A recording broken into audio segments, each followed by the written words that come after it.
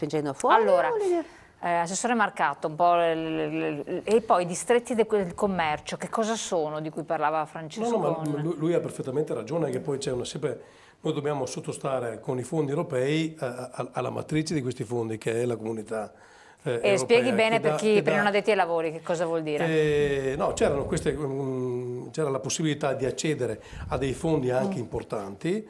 Quindi soldi? Certo, sì, no, risorse vere, esatto. a fondo perduto per i comuni, dove si incentivavano i distretti del commercio. Poi a un certo punto l'Europa ha detto basta agli enti locali, tutto deve andare direttamente all'imprenditore, e adesso l'hanno esteso anche ai servizi e ai professionisti.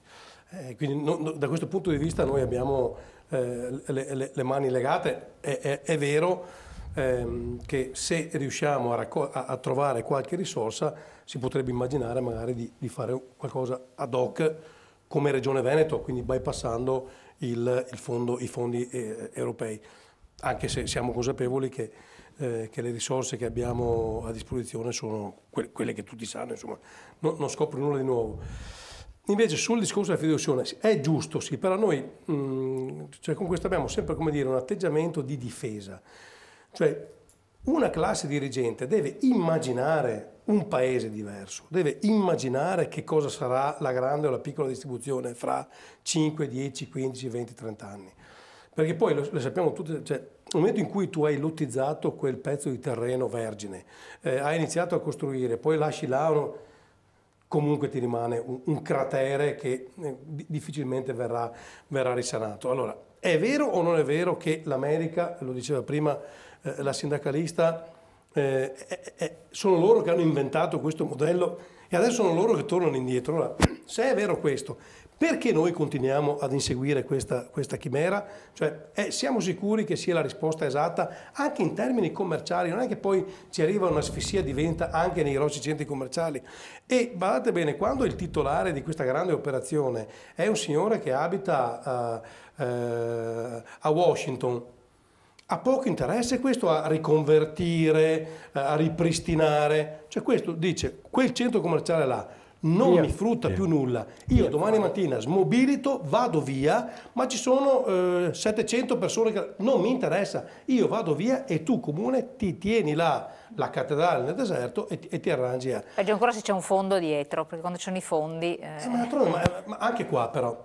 Non è che i fondi sono cattivi, i fondi fanno il loro lavoro. Il fondo cosa fa? Speculazione finanziaria. E dicono, ma perché dovrebbero fare? Ma è il suo lavoro. Sei tu politico che devi arginare la voglia di speculazione finanziaria o edilizia che ha il fondo di investimento. Non è lui, perché lui per sua natura fa speculazione. E a lui non interessa se rimangono a casa 100 persone o 200 o se fanno turni massacrati. Però l'obiezione che le faccio... Sei tu che devi fare le norme per regolamentare questo. Ma non è che noi siamo a livello, siccome la competenza voi regioni, dopo ci spiegherà se con l'autonomia può essere possibile, come accennavano, anzi facevano istanza alle parti coinvolte a ottenere qualche cosa, ma siccome la stato attuale non è così, non è che ci sono lobby, e io rimarco sul titolo che ho voluto deliberatamente, che fanno pressioni politiche. Ci sono lobby e ora, cioè la lobby cosa fa? Pressione. Cioè, il lavoro del molto lobbista forte. è quello di fare pressione nei confronti delle istituzioni per avere un tornaconto personale. Ed è corretto, è giusto. Cioè, noi abbiamo questo atteggiamento per cui la lobby non dovrebbe fare la lobby. La lobby fa la lobby. Sei tu parlamentare, sei tu ministro che devi regolamentare o arginare la voglia di speculazione delle lobby. Cioè, guarda, distinguiamo sempre tra buoni e cattivi, no? E ci immaginiamo che lo speculatore finanziario dovrebbe lui preoccuparsi di fare un centro commerciale, però chiedere ai piccoli negozianti se gli va bene, ai sindacati se va bene. Cioè, questo fa speculazione, non sa nemmeno dove sia Due Carrare, dove sia Mestre, non sa nemmeno. Lui dice, in Italia io ho bisogno per la mia strategia di vendita di una penetrazione sul territorio di 200 unità. Punto. Dove le facciamo? Qua manco, facciamo là. Ma tu disturbi, ma non me ne frega niente. Sei tu politico, amministratore che ti devi mettere a Due Carrare. Io capisco la difficoltà del sindaco perché non è che possa... Ma io in via cautelativa, per esempio, l'intervento della sovrintendenza, io l'avrei chiesto io come comune. Ma aspetta la provincia. Ho capito, intanto tu chiedilo. Ti dirà di no, ma chiedilo. Perché se è vero che la sovrintendenza per spostare un balcone casa, di una casa che ha 100 anni, te blocchi i lavori, magari dirà qualcosa di un mastodonte che viene a crearsi di fronte a tutta una serie di vincoli. No, chiedilo, no, non chiedi, aspettiamo la provincia, ho capito, ma è sempre un... E poi c'è questa fantasia per cui... E io ho sentito molti amministratori, ma ti marcato quando arriva l'APO te blocchi. Ma no, perché se ha avuto l'ok del Consiglio Comunale, ha avuto l'ok della Commissione Tecnica Provinciale e tutte le carte sono a posto, io verifico che tutto sia in ordine, verifico la viabilità, spesso e volentieri facciamo i rompiscatole dicendo guarda qua non è sufficiente la viabilità, ma una volta fatto questo, se tutto l'iter è a posto, io sono obbligato a dare l'autorizzazione. E posso dire no perché mi sei antipatico, no perché secondo me è impattante, perché ti dico non è impattante, la sovrintendenza ha dato l'ok, ma deve essere marcato a dire no. E su che cosa che dico mi dice no? Cioè, abbiamo il percorso, ha un iter preciso, è lì che dobbiamo essere efficaci nel pretendere che siano rispettati determinati parametri, altrimenti adesso noi abbiamo fatto la legge del consumo è solo zero. Ho accolto la proposta della Confcommercio che dice sostanzialmente quando si insiede una grossa struttura di venta, anziché sia il solo comune a dire di sì, visto che ovviamente se c'è una grossa struttura di venta non è che va a toccare gli interessi del tuo comune, ma interessa a tutti i comuni che sono esattamente, devono essere coinvolti, devono essere coinvolti in una sorta di patti commerciale tutti i comuni interessati da questa struttura di venta. Ovviamente questa cosa qua, anche qua, le lobby nei miei confronti, politiche, amministrative, commerciali enormi, ti assumi responsabilità, la porti in consiglio, se mi vota buona, se mi vota a me, cioè, però costringo i consiglieri a prendere una posizione su un fatto come questo e questo è un elemento di arginamento quantomeno dello sviluppo di questi centri commerciali. Chiarissimo. Azzalin, appunto, quando arriva in consiglio... Io prendere spunto da questa situazione perché nel nostro Veneto questa questione di Due Carrare rischia di essere un punto di svolta non indifferente. O si riesce ad arginare questa nuova mega struttura, voglio dire, sul piano politico... È una battaglia, diciamo... È una battaglia importante, questa per mille motivi. Guarda, io non mi rassegno all'idea del fatto che è un iter già avviato, per cui eccetera. È evidente che c'è una volontà di un'amministrazione a farlo. E l'ultima motivazione diciamo, che ho letto sulla stampa è quella che a Due Carrare sarà a disoccupazione zero. Se fosse così, noi non avremmo più nessun disoccupato nel Veneto, perché quanti centri commerciali sono sorti in questi anni e quanti disoccupati abbiamo nelle nostre città. Quindi, voglio dire, è una argomentazione risibile e che purtroppo fa leva sulle miserie di un'amministrazione media, e cioè la difficoltà di avere risorse, la possibilità di collocare qualcuno, eccetera, senza una visione che deve essere in capo a qualcun altro, non a una singola amministrazione, che evidentemente distorce quelli che sono gli interessi globali. Allora, l'emendamento che pone l'assessore, noi ne abbiamo fatto uno anche noi come Partito Democratico, che riguarda la modifica della legge 11, io parlo non solo di patti, ma anche di comuni con termini, perché, sempre per farci capire, questo centro andrà a interessare una zona che va come minimo da Rovigo a Padova. 15 minuti ci impiega arrivare da Rovigo, 10 da Padova. Questo andrà a influire oggettivamente sul tessuto, diciamo, socio-economico di tutta una serie di comuni e via. Non voglio parlare delle città, ma anche di queste.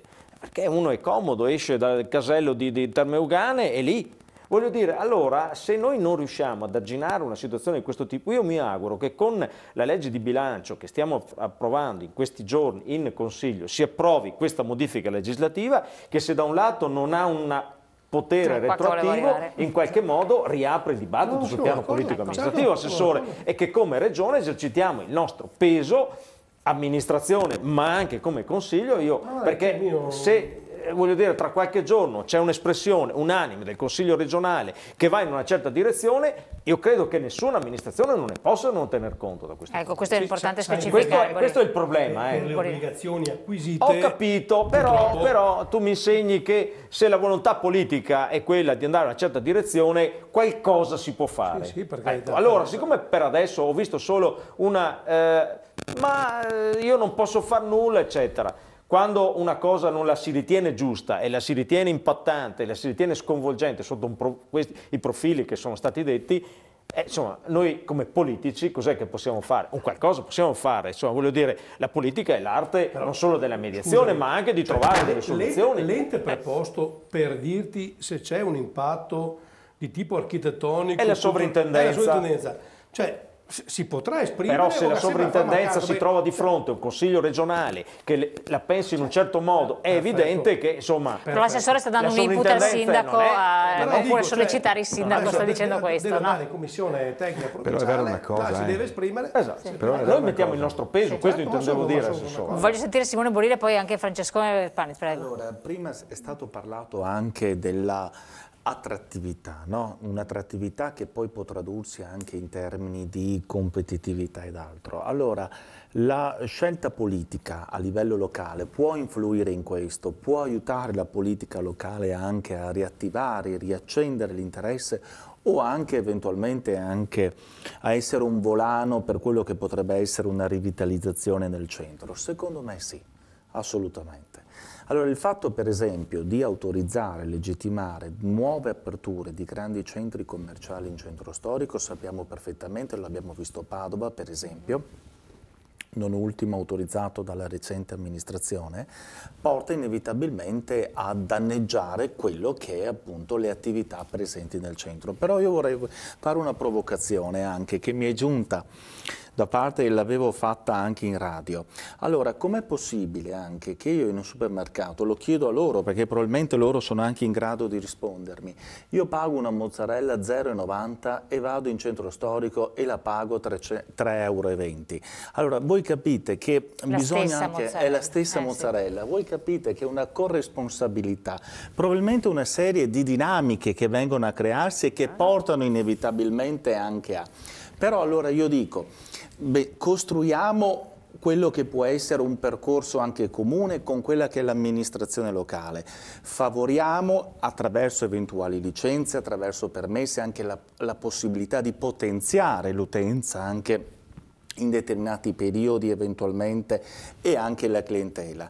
Evitiamo sempre con determinate scelte scellerate di desertificare alcune zone, perché ha detto bene il Presidente Bertin, stiamo attenti perché noi abbiamo un tessuto produttivo di negozi di prossimità e di vicinato. L'anziano non solamente va a fare la spesa perché va a farsi il giretto, ma va a scambiare la parola anche, quindi è una questione sociale anche da questo punto di vista, altrimenti si rischia un isolamento sociale ed economico. Quindi, però l'anziano chiede al giovane di portarlo al centro commerciale perché se paga meno la mozzarella, questo è un dato di fatto.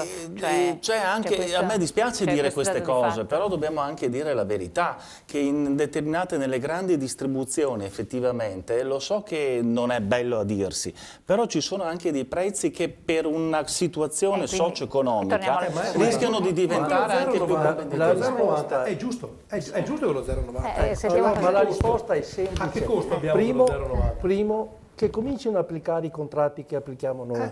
Primo.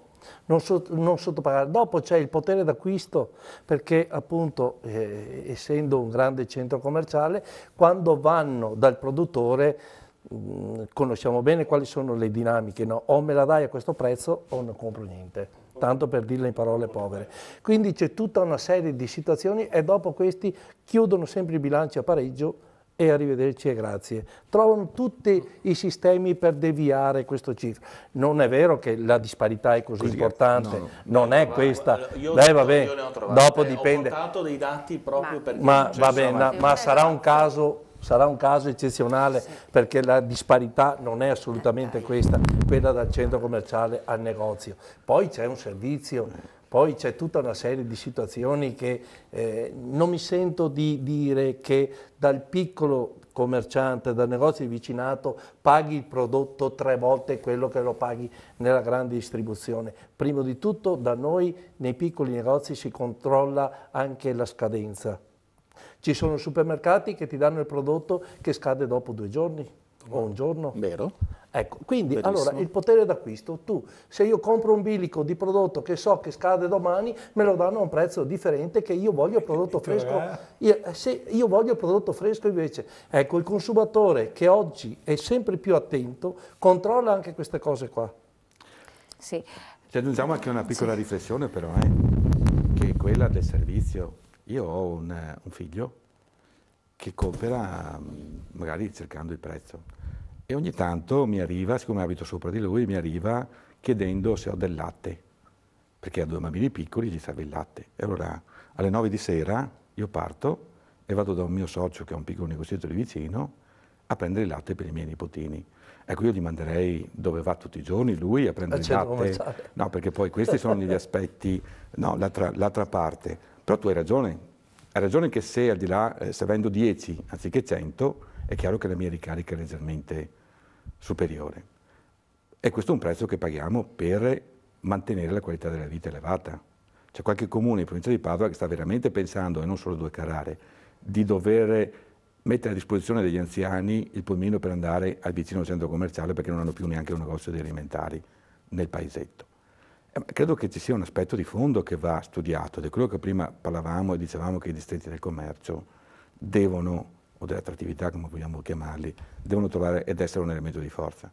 Noi dobbiamo pensare a questi centri storici e a tutte le piccole attività, e grandi anche in alcuni casi, che vi operano, le dobbiamo sempre di più pensare come una grande impresa, gestita in maniera manageriale, gestita con degli aspetti, e questo se volete qualche comune è l'errore che ha fatto, qualche altro invece ci è riuscito. E quindi la sfida che si diceva prima con l'assessore, noi abbiamo messo a disposizione di questi centri dei manager, Sì. e questi manager è il vero rischio, la vera, come dire, continuità che dobbiamo saper garantire. Perché attraverso queste figure noi riusciamo a individuare dove sono i punti di debolezza della rete commerciale, dove sono i punti di forza, che cosa dobbiamo fare per migliorare, dove possiamo crescere in competitività. E allora è chiaro che se poi una mozzarella mi costa l'1,9 anziché lo 0,90 ci vado lo stesso lì perché so che ci vado in qualsiasi momento del giorno. Ma questi momenti di competitività troppo spesso non riusciamo a valorizzarli. Comunque lei ha detto prima facendo questo tipo di... Comunque il discorso dei posteggi è un problema grossissimo, secondo me, effettivamente quello è vero, perché ormai ci si muove in gioco forza con la macchina, col mezzo, e non raggiungere un posto è estremamente limitante. Se poi ti becchi le multe, peggio ancora, cioè uno dice non compro quel prodotto che costa tanto, ho pagato la multa, facevo un acquisto magari a favore di muovere l'economia. Proverò anche su questo io, proprio brevemente, insomma, se pensiamo, ci sono dei centri commerciali enormi, quello che c'è a San Donano, dove c'è proprio il pellegrinaggio, lì non è anche uno va a fare, ma è un pellegrinaggio. Allora, questa famiglia prende la macchina, parte da casa, va in un parcheggio, parcheggia, arriva una corriera, monta la sua corriera, si fa 2 ore di strada, tutti arriva là scaricati come bestiame, fa tutta questa cosa, carichi come muli, rimontano nella corriera, un'altra 2 ore di cose, va in parcheggio, ciappa macchina, va a casa. Adesso qualcuno mi dimostri che questa cosa è meno faticosa questo è il paradosso, di andare a parcheggiare al parcheggio scambiatore a Padova, a ciappare il polizzino là dentro e andare in centro, qualcuno lo deve spiegare. C'è un fattore culturale dove ti viene venduta un pacchetto completo, che noi siamo per i pacchetti completi, no? Pacchetto completo molto, molto facile, poi nei termini non è così, perché io ero a Padova sabato pomeriggio, era stracolmo così, cioè, se tu dai un'offerta allettante e tu sei attrattivo. Ma all'attrattività, allora. Anche là, io parcheggiare, chissà dove era a parcheggiare, era come ragazzi giovanissimi che qui era a parcheggiare, non so, a Boita. Sì, no, per carità è vero. C'erano. Se però, come io ho parlato con diverse persone, è successo a me personalmente ripetutamente, ti becchi poi la multa, tu non torni più in quel centro e dici se devo comprare qualcosa io vado perché ti gira talmente, e poi non sono multine da 10 euro, stiamo parlando di 30, 40, 50, insomma, ma ragazzi. i scambiatori sono vuoti, ma perché costano, cioè, ma costano pochi, i parcheggi, costa pochissimo. 6-7 euro te li lasci giù. No, i scambiatori no. Pochissimo. Ai scambiatori, però devi prendere l'autobus, scambiatore. Un euro, la guizza costa €1. €1. De Panis, abbiamo la pubblicità, prego. Sì. No, diceva, sì, prego. No, €1 al giorno. tu vendi un'emozione. Tu vendi un'emozione, se non la sai vendere qualcosa non funziona, vai da un'altra parte. L'emozione è la luce, la musica, tutto quanto del centro Quindi devi commerciale. creare attrattività di Perciò, nuovo, infatti. tu devi rendere attrattivo anche quello che vendi. Non è cultura, è capacità di È promozione. capacità di promozione, bravissima. quello che non siamo riusciti nel tempo a riportare all'interno del centro città. Cioè quello che attrae nel centro commerciale bisogna portarlo fuori a questo punto, cioè non dico riscaldamento, raffrescamento che sia impossibile, però Non è altri detto, fattori. non è detto, in Svezia hanno anche questi strumenti Però dopo per riscaldare le parliamo strade. di rivitalizzare i centri, vuol dire che sono morti e dobbiamo spendere soldi Esatto. per rivitalizzare. Non sarebbe meglio curare prima 2 Carrare, 20 anni che si parla di 2 Carrare. Vogliamo capire in 20 anni perché non si è mai fatto niente per bloccare Perché non siamo 2 stati Carrare. capaci a livello politico. Appunto, quindi 20 anni. Ma è tutto evidente. C'è, quindi, Signori, non so ok. io. In 20 anni è cambiato 3 volte il mondo e noi siamo ancora che parliamo di 2 Carrare. Allora, Quando si parlava di Veneto City mi ricordo. Il bravissima. risultato è che nessuno lo vuole, Siamo in il pubblicità. sindaco non lo No, vuole. non siamo Nessuno ancora in vuole, pubblicità, però adesso io andiamo, faccio finire il suo discorso che poi so che mi scusa. chiedeva. Allora, Sì, mi sono cattato no, volevo dire, ritornando a quello che stavamo dicendo A prima. parole non lo vuole. In centro la mozzarella costa un prezzo, nel centro commerciale ne costa un altro. Attenzione, il negoziante, il casolino, ne compra 20 di pezzi. La grande distribuzione ne compra 20.000 E noi lo sappiamo, il prezzo. consumatore. Attenzione, questo prezzo rientra anche, noi abbiamo appena indetto uno sciopero nazionale alla grande distribuzione, a Federdistribuzione. Dopo 4 anni non abbiamo ancora un contratto nazionale, questo incide sul prezzo della mozzarella e anche sulla qualità, perché Certo. se la mozzarella che trova nel supermercato della grande distribuzione il cliente la trova scaduta, non è che il pegno lo paga il commerciante, ma lo paga il dipendente con una sanzione economica e sanzione disciplinare. Tutto questo rientra nel gioco, cioè le responsabilità se le dai sempre al più debole qualche cosa c'è che non funziona, perché 4 anni senza contratto vuol dire che non siamo, abbiamo il gioco, la giostra bella ce l'abbiamo tutte le domeniche aperte, però quello che noi chiedevamo, la rotazione delle persone per rendere anche etica la vita di chi lavora, che è cambiata dall'oggi al domani, invece non c'è stata. Ecco, su questo dopo torniamo. Se non sbaglio, voi due avete un impegno, dovete lasciarci, quindi io vi saluto a questo punto. So che dovete scappare via, è vero anche a Zalin, conferma? Sì. No, proprio chiedevo conferma che non voglio salutarvi per niente. Resto poi io parlo male di loro. Esatto, è bravissima. Tranquillamente può parlare, ma... Allora, ringraziamo Simone Borile e Graziana Zalin di essere qui con noi, lasciamo volare via che non ha altro impegno, e noi andiamo in pubblicità rapidamente, grazie ancora, però continuiamo dopo la pubblicità, tra poco.